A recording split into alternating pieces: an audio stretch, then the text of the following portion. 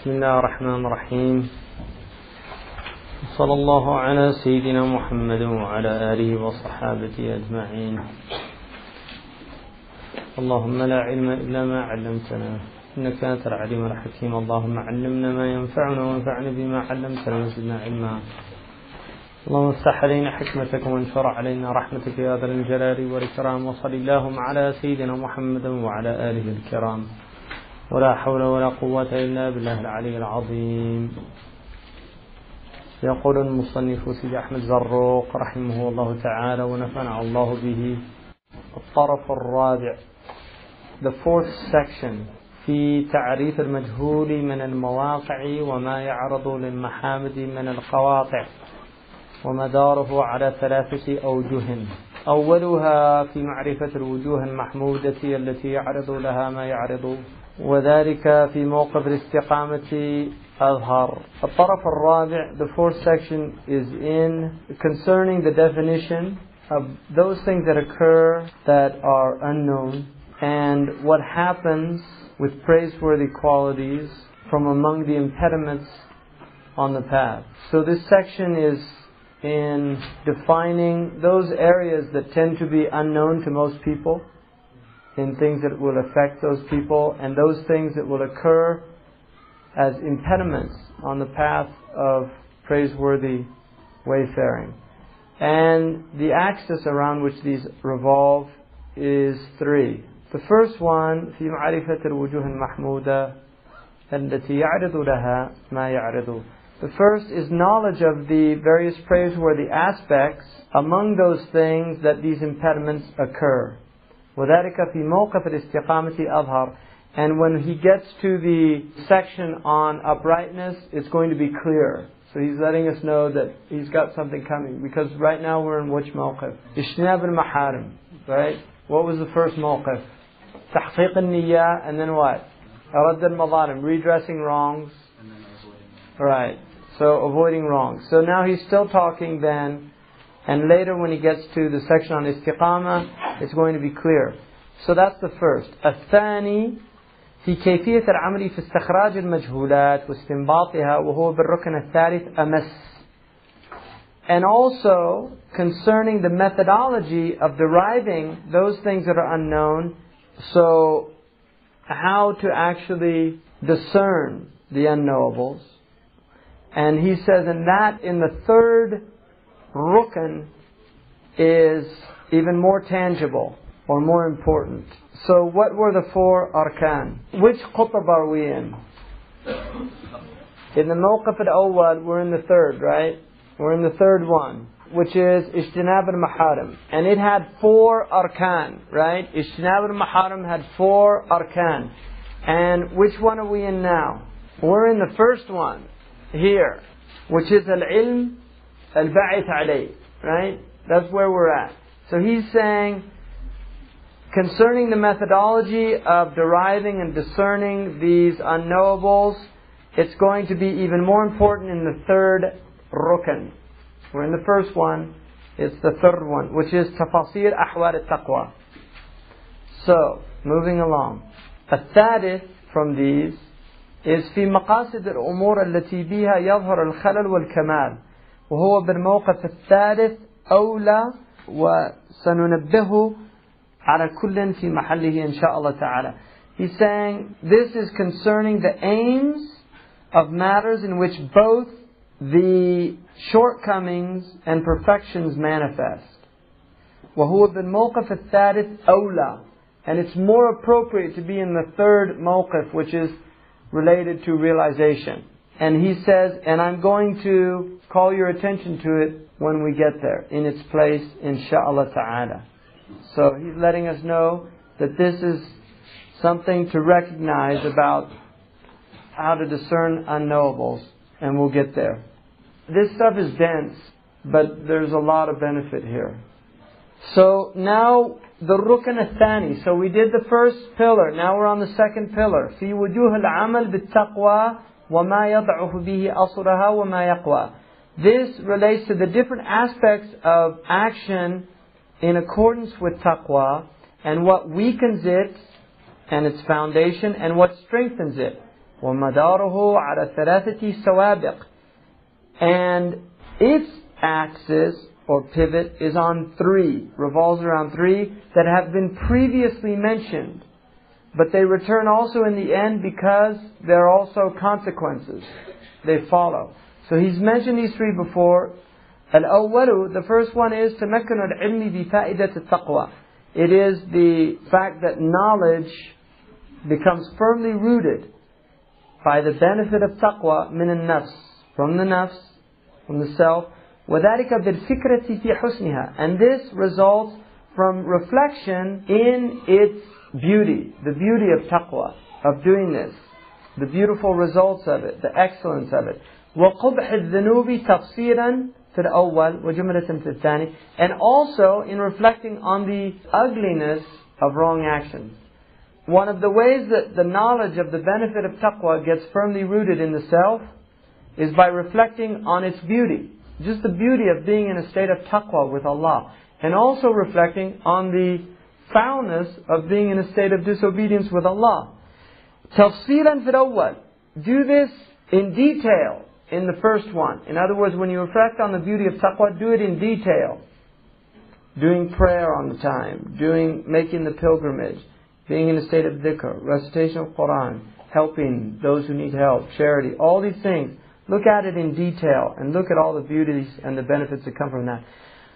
وَجُمْلَةً فِي الثَّانِي. But generally in the second one, don't look at it in detail. لأن التفسير يولد ارتسامها في الخيال. Because by reflecting in it in particulars, this engenders its visualization in one's imagination. And it's not good to visualize wrong actions. So he doesn't want you to go into details in thinking like drinking alcohol, fornicating, doing all these things. Don't think of those in detail. Just generally think of the ugly effects of all those things. But don't think of them in detail because of مع غلبة الهوى, because of the fact that a human being's caprice is so overwhelming. والشهوة, and also his shahwa. فيغطي العقل والعلم والبيان, and this results in affecting one's intellect and the knowledge and also the clarification of these things. So that's the first one in the rukn الثاني. The second, الثاني الدفع لأول عارض من الذنب. Now this is really important. It's all important, but this one in particular is an extremely useful one. The second one, الدفع لأول عارض من الذنب, is to repel the first impulse of doing wrong. Repel it at its outset. إذ قد قيل أول الذنب الخطرة كما أن أول السير القطرة. Because it's been said that the outset of a wrong is a thought, just as the outset of a flood is a drop. فإن تعاهدها بالكراهة وإلا صارت معارضة. So if you accustom yourself to repelling it immediately with disgust, it will cease. Otherwise, it will become something that's constantly challenging you. فإن قوبلت بالكراهة وإلا صارت وسوسة. If you respond to it with disgust, you can repel it. If not, it becomes waswasa. It'll be obsessive compulsive. فإن قوبلت بالمجاهدة وإلا هاجت منها الشهوة. And if you respond to it with struggle, you struggle against your soul, in other words, you'll get the good benefits of it, or else the shahwa will become inflamed. Your desires will become inflamed, impassioned. مع غلبة الهوى, coupled with the overwhelming power of one's affections. فغطى العقل والعلم والبيان. So it overwhelms, it covers your intellect, your knowledge, and the clarification of these. الثالث, the third one, الاحتياط في الامتناع بترك ما يدعو إليها جملة ومفتاحه التأويل بذكر النعمة بنفسها أو إخماد النفس بذكرها أو تجوير النفس في دعواها. The third one is absolute cautiousness in abstaining from your wrong actions by leaving all of the incentives, everything that calls to wrong actions, leaving them totally. So those things that call to wrong actions, and you should know them. What he's trying to teach us is the psychology of the self, so that you begin to know when the nafs, when these thoughts begin to happen. You see, for instance, one of the things about the West is music. And the thing about music, particularly most Western popular music, it's all calling to ma'asi. If you actually, and don't, well, if you think about it, listen to it, think about it, it calls to ma'asiyah. It's all about inflaming the passions. The same with alcohol. These are very crude things, but they do. People drink, they do things they'd never do otherwise. People go to bars and they drink, and they get courage to do things they wouldn't otherwise do, which lead to disobedience. This gets more and more subtle, the crudest level. As you move away from crudeness, the wrong actions become more and more rarefied. And so the things that call to them become more and more rarefied. So for instance, if you get to a level where it's about riyah, and it's about i'jab, and it's about hubb al-riyasa, love of leadership, about these type things, it gets finer and finer. And so you have to be more and more aware of the nafs. Because the nafs is amara bis-su', and it's always attempting to seize every chance that it gets. So he says, you do this cautiously abstaining from your wrong actions by leaving anything that calls to them in its totality. وَمِفْتَحُهُ التَّأْوِيلُ بِذِكْرِ النِّعْمَةِ فِي نَفْسِهَا. And the key to this, the ability to doing this, is by interpreting, when you think about these things, you remember the great blessing of being able to abstain from wrong actions. That in and of itself is a great blessing. The ability to abstain from wrong actions. Also, أو إخماد النفس بذكرها, putting out, extinguishing the fire of the ego by remembering this blessing of being in obedience to Allah, of avoiding wrong actions. أو تجوير النفس في دعواها, by deeming the self to be transgressing in its claims, in what it desires and its calls. وَكُلٌّ هَالِكٌ, and everybody is going to be destroyed. كُلٌّ هَالِكٌ. Human beings, they're just in a wretched state, if you look at them. None of them are using their intellect. Allah has given this massive intellect to a human being. It's massive. It can make all of these aqmar as-sana'iyya, these satellites floating around in space. You can talk going 70 miles per hour down the road in California to somebody who's in Saudi Arabia driving 70 miles per hour. He's talking on his phone to you. It's night where he is, it's day where you are. You're both driving 70 miles per hour, and it's instantaneous. And it's even, you can speak in Arabic. The fiber optic, it doesn't care. It can translate all these sounds. French, German.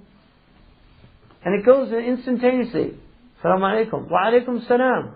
Aina anta? California. Aina anta? Abu Dhabi. Subhanallah. And then what do they start doing? Backbiting, thinking how they're going to... Really? The human beings are insane. They can do all these things. They have all this power. They have all these things Allah's given. وَكُلٌّ هَالِكٌ. They're all destroying themselves. They're all going to destruction. لَا تُلْقُوا بِأَيْدِيكُمْ إِلَى التَّهْلُكَةِ. Don't throw yourselves to destruction.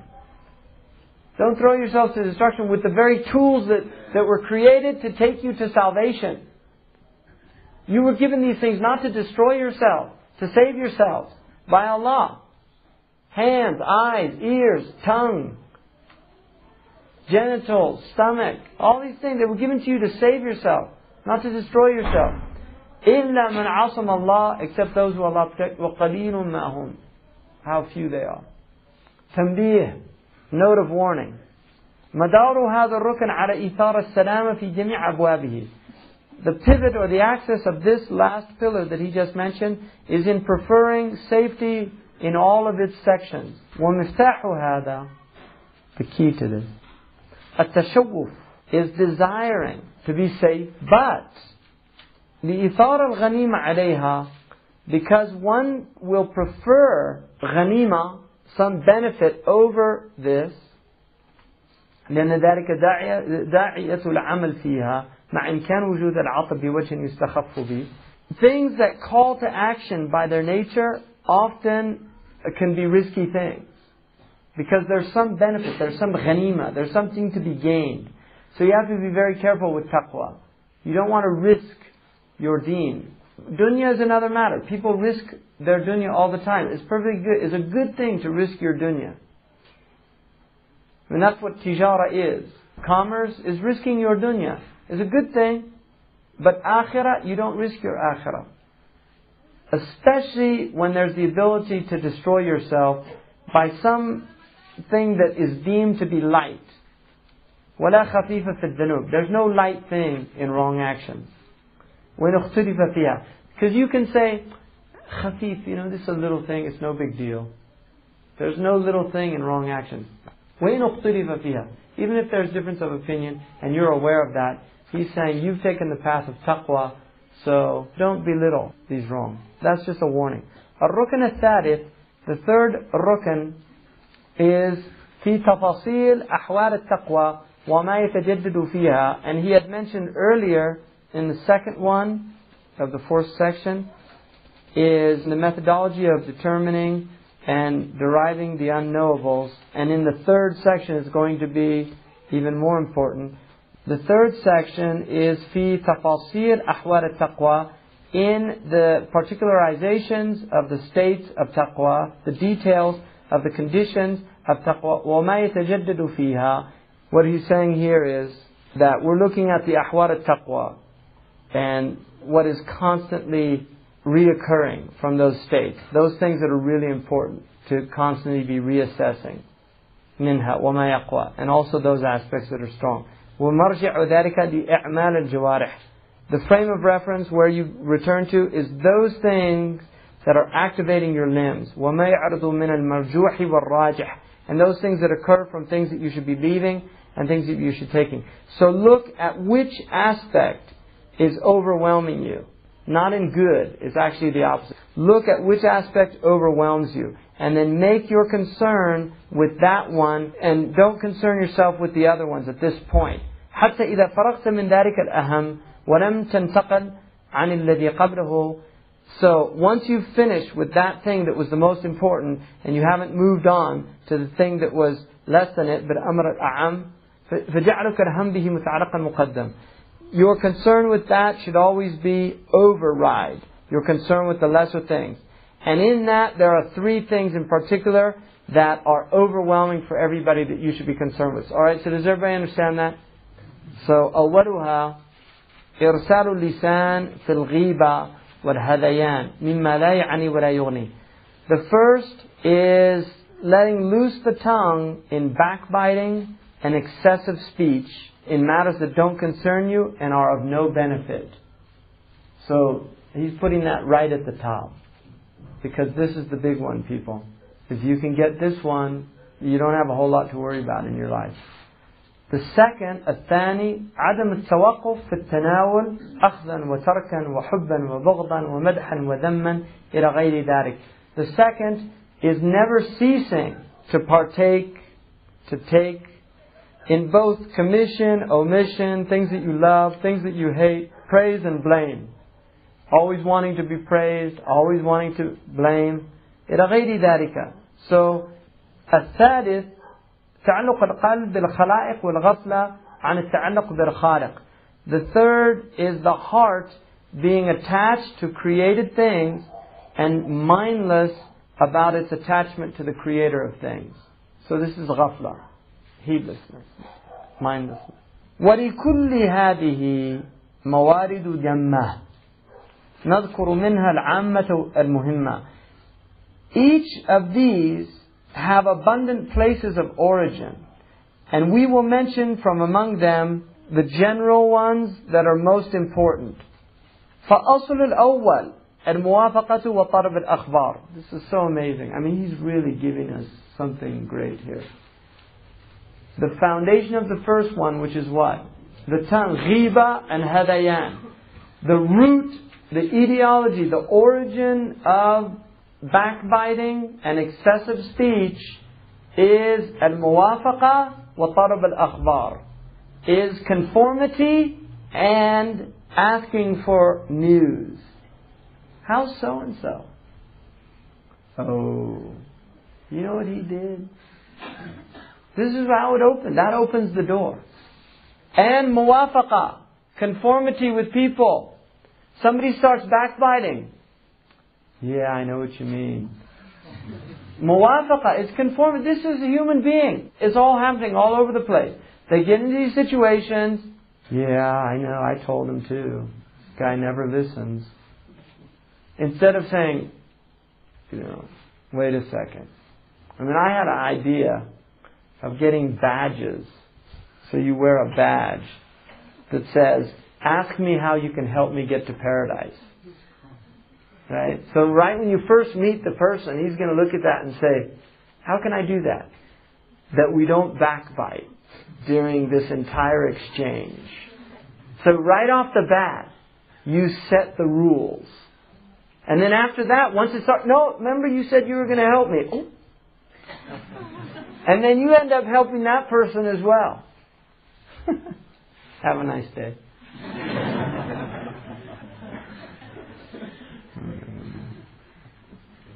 So those are really important. Remember those. Muwafaqa. And one of the things the Arabs say, shart al-murafaqa al-muwafaqa. The condition of companionship is conformity. I'm okay, you're okay. That's what most friendship is based on. It's not based on taqwa. It's based on, I'll stroke your back, you stroke my back. And that's why you lose friends when you start to change. Because they don't change with you. You'll lose them, I guarantee you. You become Muslim, suddenly people that were your friends, they don't want to be around you anymore. Can't do that. Don't do that. Don't drink anymore. Etc., etc. So, muwafaqa is a big one, conformity. It's really hard to go against the grain. It takes a real resolution, determination to go against the grain, not to be like everybody else. And some people Allah helps by just making them bizarre, so they don't conform. I mean, there's people like that, and they think initially it's like this terrible thing, but later on down the road they realize that it was actually a gift, that they didn't fit in with the crowd, the in crowd. I mean, there's all these things, and in the West, I mean, it's everywhere now. It's in Arabia, it's all over. The in crowd. You definitely want to be out of that group. You don't want to be in. You want to be out. وَأَصُلُ الثَّانِي. So what was the thani, the second one? And he said the ideology of the second one, the origin of it is عَدَمْ الْإِحْتِبَالِ وَحُبِّ الْإِسْتِكْثَارِ. It is not being content with what you've been given, and also not being concerned with your own self. اِحْتَبَلْ هَبَلَكْ, like the Arabs say. Be concerned with your own business. وَحُبِّ الْإِسْتِكْثَارِ. And also love of acquisition. Always wanting to acquire more and more goods. وَأَصُلُ الثَّالِث الْغَفْلَةُ عَنْ تَقَلُّبَاتِ اللَّيْلِ وَالنَّهَارِ. And the origin of the third, which was what? تَعَلُّقْ بِالْخَلَائِقِ. Yeah. وَغَفْلَ عَنْ تَعَلُّقْ بِالْخَالِقِ. Is being connected to the creation and unmindful of one's connection with Allah. The origin of that is heedlessness or mindlessness about the vicissitudes of night and day. In other words, the fact that تَقَلُّبَاتِ اللَّيْلِ وَالنَّهَارِ. You don't know when you're going to be taken. You don't know when you're going to be removed from this dunya. You don't know what's going to happen, what calamities are going to befall you. There's an interesting story, a book written by Ram Landau. But he wrote a book called Seven. And he wrote it about octaves and how every seventh year he saw something totally changed in his life. There was one good thought in the whole book. So I'll give it to you so you don't have to read the book. One of the things that was so interesting for me was he was from a very wealthy family from Poland. His father was very successful. And they were in Germany on the eve of World War II.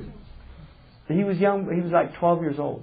They were in Germany having a great time. Every night they'd go down to the Corniche and they would listen to the band play. There's a band out there in a gazebo. And then one night they went out and there was no band. What happened? Why is the band? Haven't you heard? War broke out. They went to the train station to go back to Poland. There were no trains. And their banks, all their funds were cut off. His mother ended up becoming a washerwoman, a Polish washerwoman in Germany. And they lived through the war in just this horrific time. So suddenly from all this blessing and ni'mah and all this thing, everything, they were living in a one-room apartment after staying in a really nice hotel. You know how many money to pay for it? ended up getting a one-room apartment, and they lived out the war years in terror and fear. That's the way life is. It just changed overnight. And the fact that you're heedless of Allah is an act of stupidity on your half. Because the only security you have in the world is Allah subhanahu wa ta'ala. That's the only security you have. And if you're always with Allah, you don't mind. If you're with Allah subhanahu wa ta'ala, khalas. Nobody can shake you up. But if you're not, everything can suddenly fall apart. فَالتَّرْكِ الْأُولَى بِالْاقْتِصَارِ عَلَيْكَ. The way in which you abandon the first one, which was ghiba and backbiting, بِالْاقْتِصَارِ عَلَيْكَ. By really limiting your exposure to other people. If you have good company, you're very lucky and he's going to get into that. But generally, most company, it's not good for you. So the better thing is to preoccupy yourselves with things that are beneficial, study, dhikr, doing good deeds, doing things that are going to benefit you. And also when you talk to people, don't talk about other people. It's really interesting how limited conversations for most people are when you eliminate talking about other people. Suddenly nobody has anything to talk about. It's amazing. وَالتَّرْكَ الثَّانِيَ بِالْقَنَاعَةِ مَا مِنْكَ وَإِلَيْكَ. And the abandonment of the second one, which is this preoccupation with stuff and acquisition and praise, is by being content with what comes from you and what comes to you. Being content. الْقَنَاعَةُ كَنْزٌ لَا يَفْنَى. The Prophet ﷺ said, الْقَنَاعَةُ كَنْزٌ لَا يَفْنَى. Contentment is a treasure that's inexhaustible. It's inexhaustible. Sallallahu alayhi wa sallam. وَالتَّرْكَ الثَّالِثَ بِالْفِكْرِ فِي مَا لَدَيْكَ. And the abandonment of the third is by reflecting with what your state is. What's your real condition? إِذْ تَجِدُ أَقْرَبَ مَا إِلَيْكَ بَعِيدٌ. The closest thing to you is far. The closest thing to you is the next moment, and you have no certainty that you're going to enter into it. The only certainty you have is death. There's no other certainty in the world. Right now, I guarantee you, if you think about this, you will find this to be absolutely true. The only certainty that you have right now is that you will die. You have no other certainty.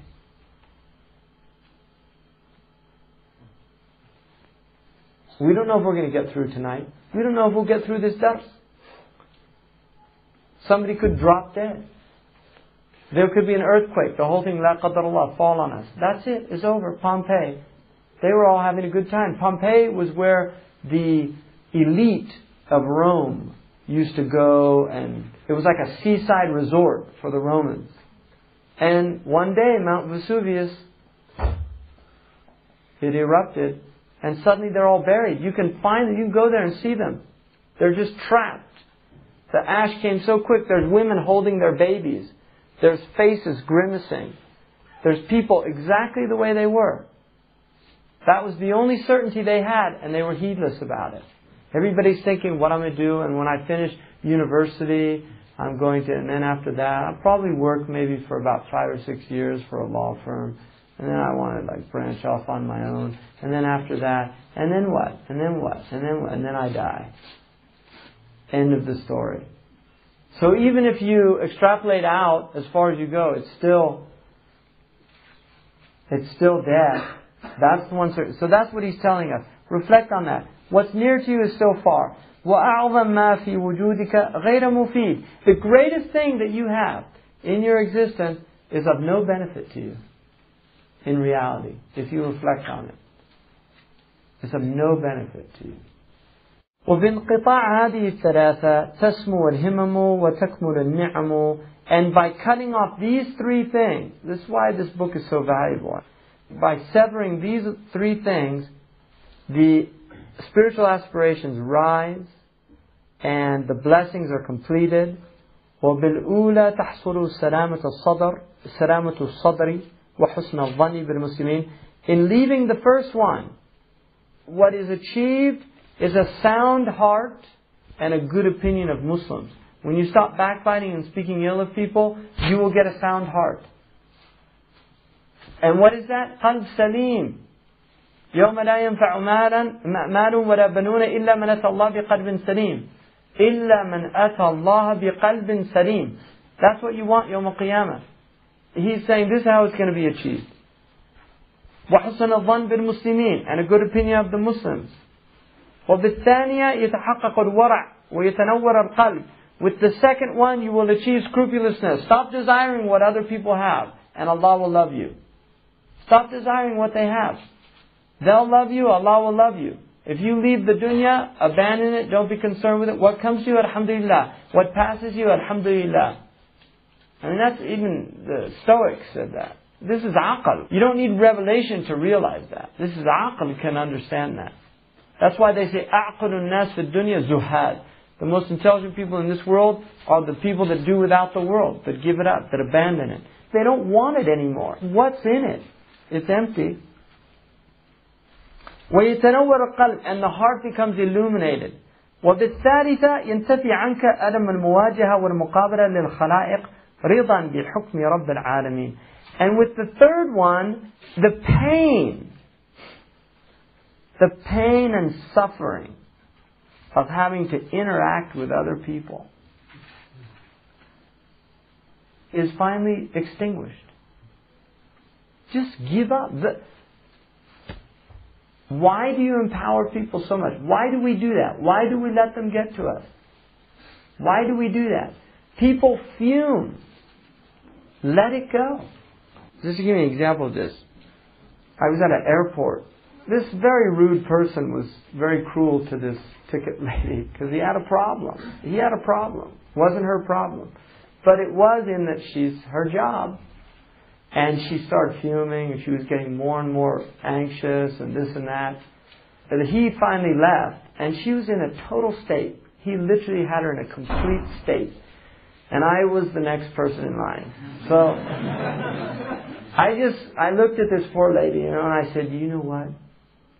Don't let people do that to you. Don't let him do that. That's your heart. Don't let him get in there. He's not worth it. Just let him go on. He's got his problem. Just deal with it. And I just started talking.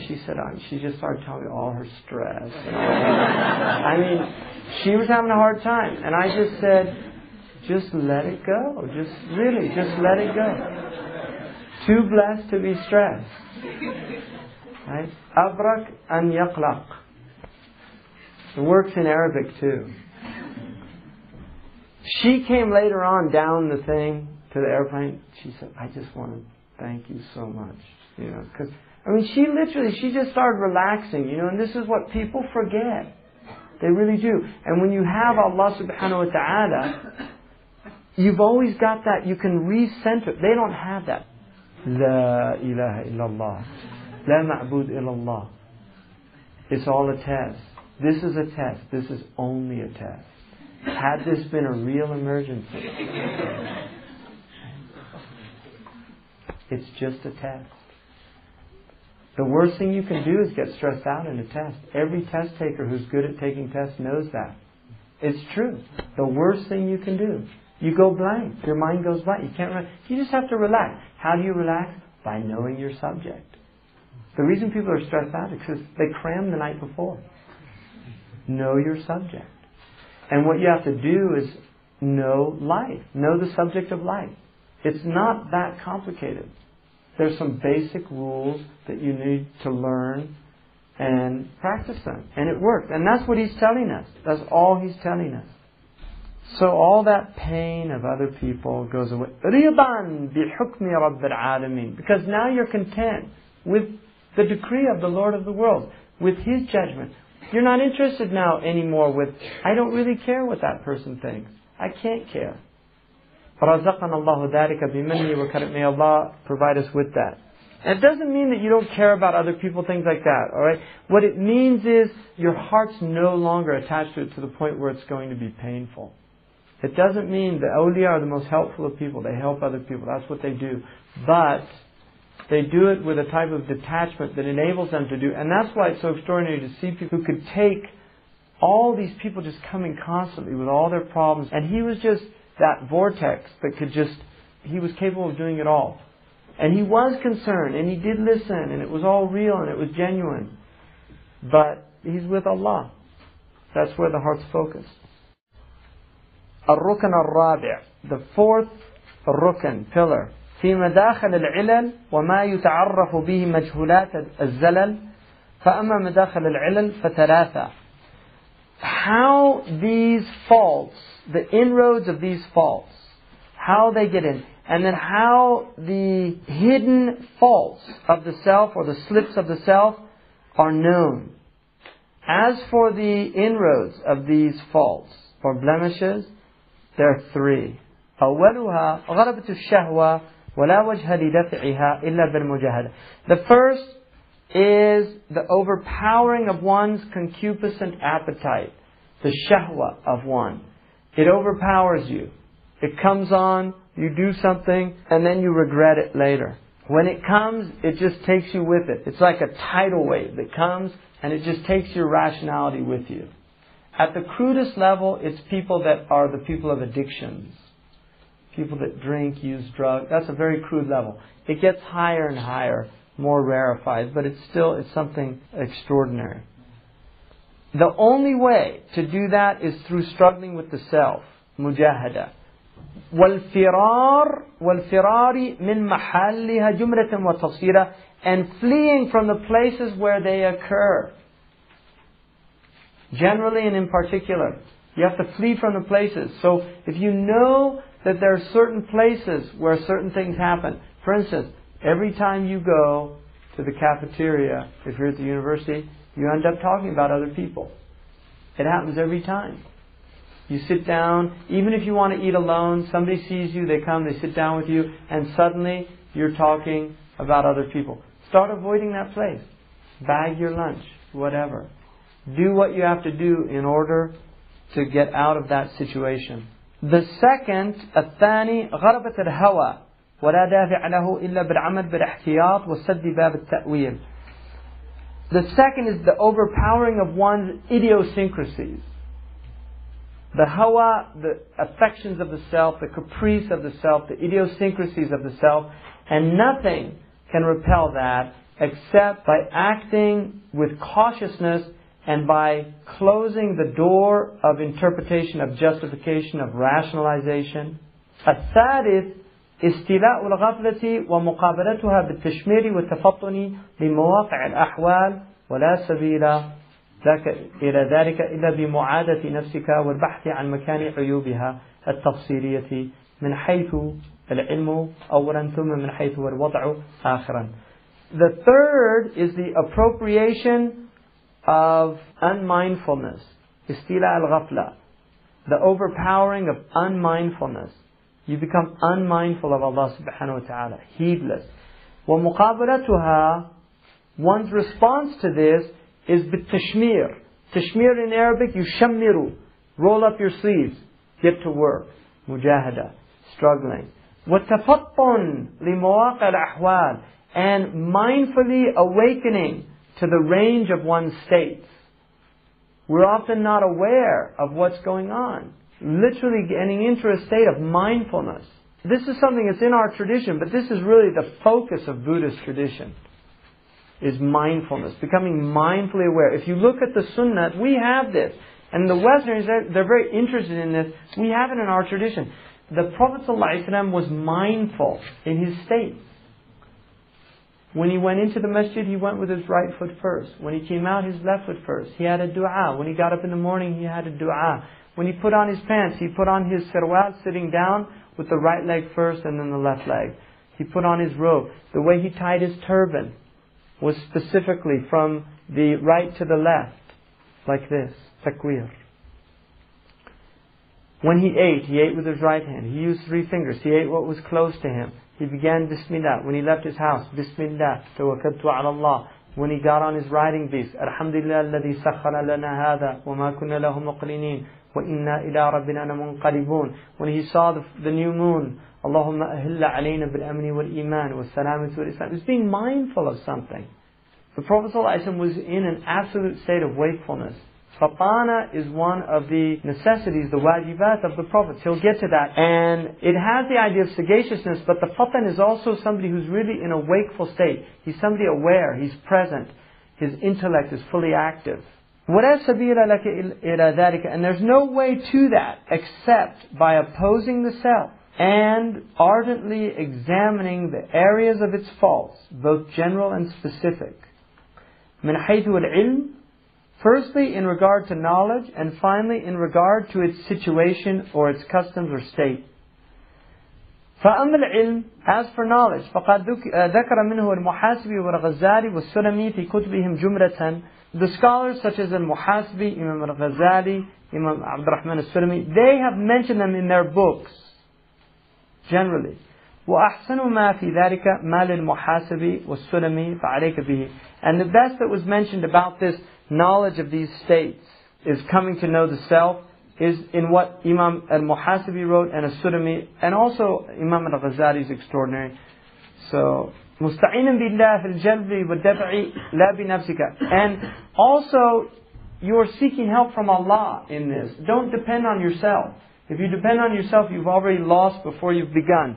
You're seeking help from Allah subhanahu wa ta'ala in warding off evil and accruing benefit. وأما الوضع فهو تعريف المجهولات ويكون بأربعة أوجه. As for one's situation, it is identifying those unknown things in yourself that you need to remove, and you do this. There are 4 aspects to this. أولها, the first, أن تكون لك بصيرة نافذة يعضدها قلب حاضر. You have to have a penetrating inner sight, and you have to have a present heart. ومراقبة تامة, and you have to have a complete vigilance about these things. تدرك بها ما هي عليه في الحال وما تهيئه للمآل. And through it you come to know, you come to discern what is against the self in the condition that you're in, and what will prepare it for your future. وهذا لا يصح إلا بإسقاط الرضا عنها جملة. And this will never work except by abandoning contentment with the self, by removing it completely. وهذا متعذر. And this is almost impossible. This is extremely difficult. لما جبلنا عليه من حبها. Because we have been naturally inclined to love ourselves. People love themselves. We're naturally inclined to self-love. It's part of our nature. And Allah has made that for a reason. وَلَازِمِهِ الَّذِي هُوَ الْإِغْضَاءُ عَنْ عَيْبِهَا. And the consequence of that, love of the self, is the condemnation of its faults. You begin to condone the faults of the self out of love. الْحُبُّ يُعْمِي. Love blinds. Like the Arabs say, وَعَيْنُ الرِّضَاءِ عَنْ كُلِّ عَيْبٍ كَلِيلَةٌ كَأَنَّ عَيْنَ السُّخْطِ تُبْدِي الْمَسَاوِيَةِ. That the eye of contentment on every fault is weak. It can't see the faults. Just as the eye of discontentment will constantly bring out faults. One of the things they notice in divorces, when people are in love, they don't notice the other person's fault. When they start falling out of love, suddenly it's like, I never noticed how big her nose is. Right? This is what happens. I never noticed how much he talks. I never noticed what stupid questions he asks. Right? It's those things. This is what they tell. You won't believe it, Marge. I don't know what I saw in that guy when I first met him. That's what they say. What did I see in him? He's a loaf. He's such an idiot and this and that. Why? Because now it's hatred. Whereas when she was in love, he could do no wrong. And vice versa. What about the self? The problem is you don't fall out of love with yourself. If you're an intelligent person, you do. That's why you're here, really. I mean, most people, they're not interested in this until they get to the point where they're just so frustrated with themselves. So, love is blind, and people love themselves, so they're blind to the faults of the self. وَإِن تُصُوِّرَ وِجْدَانُ هَذَا الْوَجْهِ فَفِي خُصُوصٍ لَا عُمُومٍ كَمَا هُوَ مُشَاهَدٌ مَعْلُومٌ. Now, this is important. If the sentiment of this aspect of the self is conceptualized properly, it is understood to be in particulars, not in generals. What he's saying is, if you really understand this sentiment of one's love for oneself, it's in particulars that it manifests, not generals. In other words, most of us do have a sense that we need to change. But it's very difficult to see those particular areas. That's where we really need help in identifying those things. Because Allah will force you within yourself, you will feel the frustration of your wrong actions. It's the nature of the soul. And that's why, no matter what people say who do wrongs, somewhere something's going on. No matter how dark they get, somewhere something is going on. So the particulars are very difficult to discern. So how do we do that? الثاني اتخاذ شيخ فصيح صاحب عمل وعلم صحيح يقيمك مقام نفسه ويعمل معك ما يجد في رمسه فلا يألوك نصحا إلا بذله ولا وجها من التكميل إلا استعمله وهو الآن معدوم في المشرق والمغرب. This is one of his amazing lines. The second way to do this is you need to take a shaykh. In other words, especially if you don't have that basir, take a shaykh who's very articulate in articulating these illnesses. He has sound action and sound knowledge. And he will take you to a station, maqama nafsi. He'll raise you up to the station of his self, and he will act with you in what will benefit him in his grave. In other words, he's doing this for the sake of Allah subhanahu wa ta'ala. فَلَا يَأْلُوكَ نُصْحًا إِلَّا بَذَلًا. That he will not refrain from anything that benefits you, from any advice, except that he will expend himself in it. وَلَا وَجْهًا مِنَ التَّكْمِيرِ إِلَّا اسْتَعْمَلَ. And no aspect of anything that will help perfect you, except that he will utilize it. وَهُوَ الْآنَ مَعْدُومٌ فِي الْمَشْرِقِ وَالْمَغْرِبِ. And unfortunately, he no longer exists in neither the east or the west. So, that's a big disappointment. وَإِنْ وُجِدَ فَأَغْرَبُ مِنْ عَنْقَ مُغْرِبِ. And if he is indeed found, consider it more wondrous than the wondrous phoenix. The phoenix was a bird that arose out of the Arabian Peninsula. Every 500 years, it would fly to Egypt and steal babies. It's called the anqa, the phoenix. It rises up from the ashes also. The Arabs use it, أغرب من عنق مغربي, to use it for something very rare. So he says, لأنك لا تجد إلا صاحب حال وهمة أو صاحب علم وعمل بلا همة. You'll find either somebody who has a hal with Allah and he has some himmah, but he doesn't have knowledge and he doesn't have action. Or you'll find somebody who has knowledge and action, but he doesn't have himmah. His inward state with Allah is not high. I mean, he's saying you don't find perfected people anymore. وَإِنْ كَانَ نَفْعُ حَاصِلًا بِهِمْ فَلَا مِنْ هَذَا الْوَجْهِ الْمَذْكُورِ بَلْ مِنْ وَجْهٍ مُنْبَهِمٍ. And if you do indeed benefit from these people that are incomplete in their mashakha, he's saying that the benefit is derived not from the aspect that was mentioned, rather from some other unknown means. There's barakah there, but it's not in the same way. الثالث, the third way. So the first way is your own self. The second way is a shaykh. The third way is اتخاذ أخ صالح أو أخت صالحة, for the sisters, to take a righteous brother who also has inner sight. كذلك بصير بما يسمح ويحرك ما هنالك. He knows about those things that should be overlooked, but he will also be able to motivate you. ويواليك بالشفقة والنصيحة ويحميك من النقص والفضيحة. He will help you with his compassion, his sound advice. He'll protect you from deficiencies and disgrace. ويعظمك تعظيما يقتضي الإغفال. And he will give you your place, exalt you in a way that's appropriate. In other words, overlooking faults and things like that. وَلَا يُحَقِّرُكَ تَحْقِيرًا يُؤَدِّي إِلَى الْإِهْمَالِ. And he will not have contempt for you in a way that leads to his neglect of you. بَلْ كَمَا قَالَ رَسُولُ اللَّهِ صَلَّى اللَّهُ عَلَيْهِ وسلم. It is indeed just as the Messenger of Allah صلى الله عليه وسلم said, مَنْ أَرَادَ اللَّهُ بِهِ خَيْرًا رَزَقَهُ صَدِيقًا صَالِحًا إِن نَسِيَ ذَكَّرَ وَإِن ذَكَرَ أَعَانَهُ. Whoever Allah desires for him good, He will provide for him a righteous friend. If he forgets, that friend will remind him. And should he be in a state of remembrance, that friend will help him. Al-Hadith. وَهَذَا أَيْضًا أَغْرَبُ فِي الْوُجُودِ مِنَ الْغَرِيبِ. And this, unfortunately, is more strange in this world than even a strange thing. وَأَبْعَدُ مِنْ بَعِيدٍ. And more distant than a distant thing. لِفَسَادِ الزَّمَانِ. Because of this corrupt age we live in. وَوُقُوعَ الْمُدَاهَنَةِ مِنَ الْإِخْوَانِ. And because people are so engaged in flattery. It's hard to find somebody who really be sincere with you and tell you, look, you need help. You've got this, and they do it out of nasiha. There's plenty of people that will find fault in you. They're all over, a dime a dozen.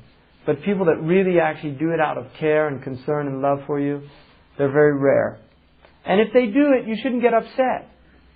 And they should expect it from you as well, if they're genuine. Like for instance, if you get mad, he says, Ya akhi, asbir shwaya, and then you see him later get mad, don't think of it like he's a hypocrite or something like that. It's just he was reminding you at that time. Now it's your turn to remind him. And that's what ikhwa is about. That's what brothers are about. It's not that I'm perfect and you're perfect, or you're imperfect and I'm perfect so I can tell you what to do, or you're perfect and I'm imperfect, you can tell me. No, it's that we're both imperfect and we're in different states. So when your imperfection is manifesting, I can see it and I can help. الرابع أن ترجع لترجمان الحق بالحقيقة هو ما يجري على ألسنة الخليقة لأن ألسنة الخلق أقلام الحق وأحوالهم مترجمة بما هو الحق أو قريب من الحق. He said the fourth thing that you can do is to return to the translator of the truth, which is Allah, al-Haq. Allah's tarjuman, the interpreter. بالحقيقة, in reality. وهو ما يجري على ألسنة الخليقة. And that is what is on the tongues of the people. لأن ألسنة الخلق أقلام الحق, because the tongues of the people are the pens of truth. وأحوالهم مترجمة بما هو الحق. And their states also interpret what is true. أو قريب من الحق. So Imam Shafi'i was once asked, how did you perfect your character? He said, I listened to people, what they faulted other people in, and then I looked in myself and I removed those things. So he would just notice, like people will say, yeah, I can't stand that person, he talks too much. A lot of people say that. So you start noticing that. It must mean people don't like people that talk too much. Or, the problem with him, he's always finding fault in other people. People say that. So people don't like people who find fault in other people. I mean, these are all qualities. You can learn them from people. If you just actually listen to what people talk about, you can learn what they don't like. I can't stand that person. He's so rude. Oh, really? What's he do? Well, he always interrupts you in the middle of your sentence. These are things that you learn that people don't like. فكل ما نطق وجودك باستقباحه من غيرك فدعه من وجودك. So everything that you hear, ما نطق وجودك باستقباحه من غيرك, everything about yourself that other people speak of, that's qabih. When you hear other people saying things and yourself, its state, its hal is speaking that thing, دعه من وجودك. Remove it, leave it from yourself. في سرك وجهرك, both in secret and openly. ولا تتأول اختصاصه باختلاف الحال. And don't try to interpret the reason it's there because of some different situation. It's justification. Don't go into justification. فإن أصول العيوب لا تتقيد بالأحوال. Because the roots of faults are not about conditions. Oh, I only get angry when people make me angry. Ghadab is a fault. People say that. No, I don't get angry just for anything. I get angry because people make me angry.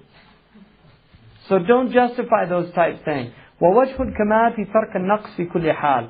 And really perfection is in leaving deficiency in all situations. فافهم. So understand this. وَكُلُّ مَا نَطَقَ بِهِ وُجُودُ غَيْرِكَ عَنْكَ أو عن سواك فَلَا تُهْمِلْهُ فَإِنَّمَا هُوَ عَيْبٌ بِذَاتِهِ هُنَاكَ.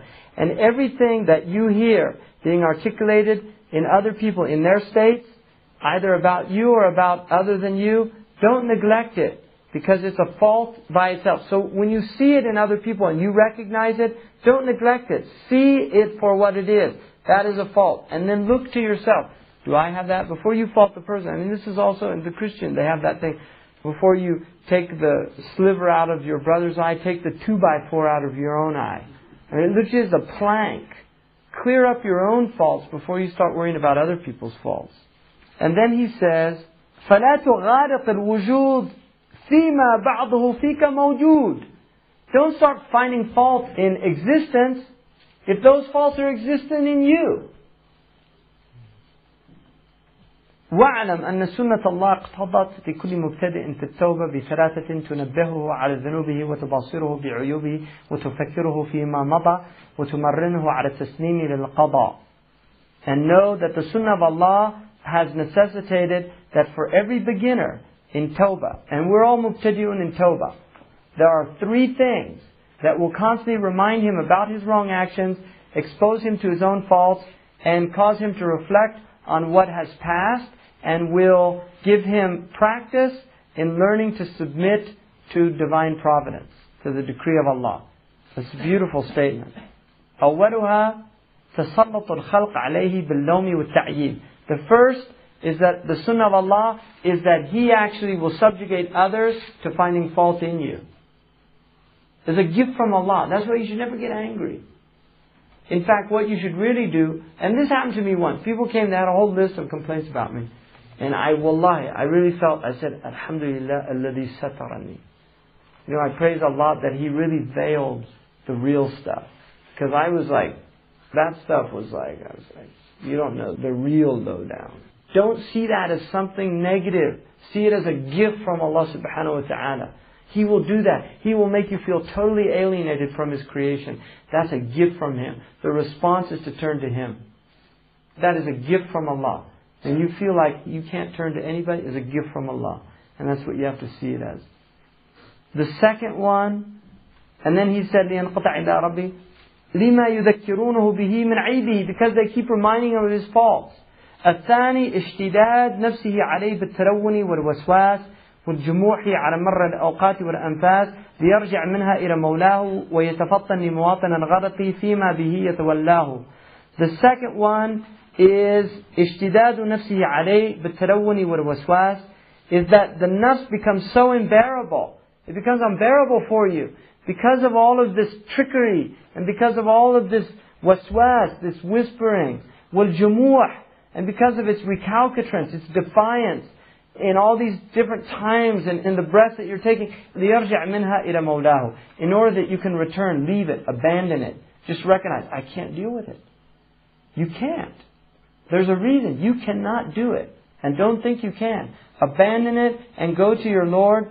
لِيَتَفَطَّنْ وَيَتَفَطَّنْ لِمُوَاطَنَ الْغَرَقِ فِيمَا بِهِ يَتَوَلَّهُ, in order for you to become aware of these areas of errors that He can take over. Allah can take over for you.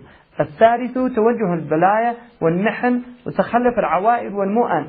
The third one is the assault of tribulations and calamities from Allah. This is a gift from Allah. He's saying this is a gift from Allah. If we could just see it.